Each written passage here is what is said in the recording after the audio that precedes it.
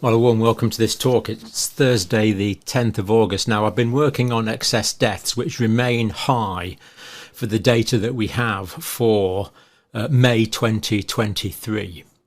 But while I was researching that, I came across a really disturbing speech from the Secretary General of the World Health Organization talking about WHO global health certification. Now, bear in mind, they're still working on this power grab, this international health regulations things that governments around the world seem to be sleepwalking into.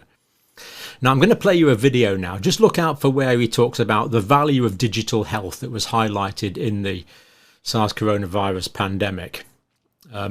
He talks about developing a digital infrastructure based on the European Union certification system, which was, as I understand it, a very efficient thorough system for monitoring people's vaccination status, for example. Then he talks about a global health certification network. This is going to be a global endeavour. So wherever you go, your digital information will be there and be available.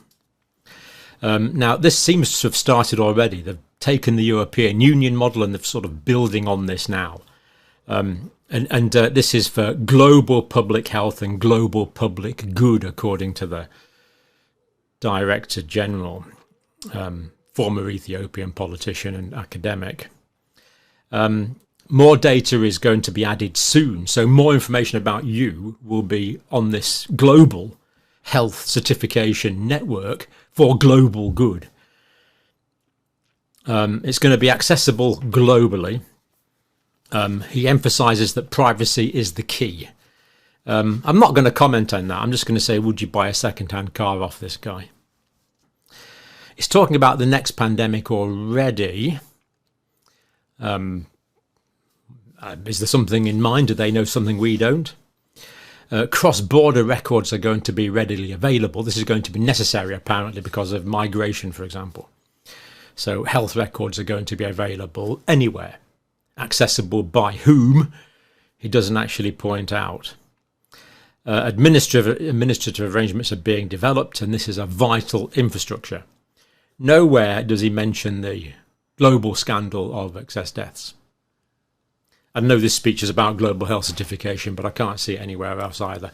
So I'm going to play you the speech now. Look out for those key points, and it's just a very ominous development of it, as I see this, and countries around the world and populations around the world are just sleepwalking into this form of what some might consider totalitarianism. Watch the clip now. The COVID-19 pandemic highlighted the value of digital health solutions in facilitating access to health services. While the emergency phase of the COVID-19 pandemic is now over, investments in digital infrastructure remain an important resource for health systems and for economies and societies at large. Like many countries, the European Union made significant investments in COVID-19 certificates to help people move around as safely as possible during the pandemic. The European Union certification system was used by all 27 EU member states and more than 50 other countries. Building on the success of the EU system, WHO is proud today to launch the Global Digital Health Certification Network. So thank you so much to European Union for the excellent certification system that you have transferred to us, and we have the chance to build on it. WHO will begin operations of the network today with the existing COVID-19 certificate as a global public good.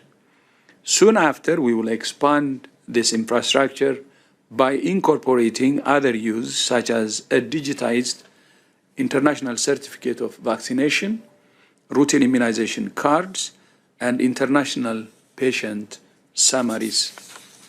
WHO will continue to work with all regions to ensure that the network is accessible globally, incorporating relevant experiences and standards from other countries and regions.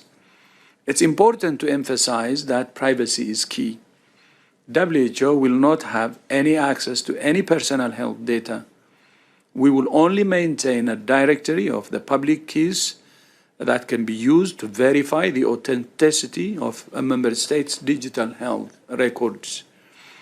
The Global Digital Health Certification Network will be an important part of our efforts to strengthen health systems and support our member states to prepare better for the next epidemic or pandemic. The network could also play a crucial role in cross-border humanitarian situations by ensuring people have access to their health records and credentials as they move across borders due to conflict, the climate crisis, and other emergencies. WHO would like to thank again the European Commission for its partnership and support, and for advocating the EU member states and other participants that they migrate to the WHO network. I also thank the EU and WHO teams who worked hard to bring us to this moment. We very much value the European Commission's technical and financial support, and we very much hope that support will continue. WHO looks forward to implementing this administrative arrangement and furthering our collaboration so that all member states can equitably reap the benefits of this vital digital public infrastructure.